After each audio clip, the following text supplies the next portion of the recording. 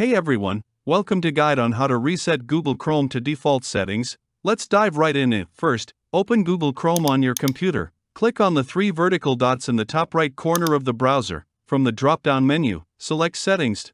Find the Reset Setting button on the left bottom corner and tap on it, and then click on Restore Settings to their original defaults. A confirmation window will pop up. In the confirmation window, you will see a message explaining what will happen when you reset your settings. It will reset your startup page, new tab page, search engine, and pin tabs. It will also disable all extensions and clear temporary data like cookies. Your bookmarks, history, and saved passwords won't be affected. Click on Reset Settings to confirm, and there you have it. Don't forget to like, subscribe, and share if you find this video helpful. Thanks for watching.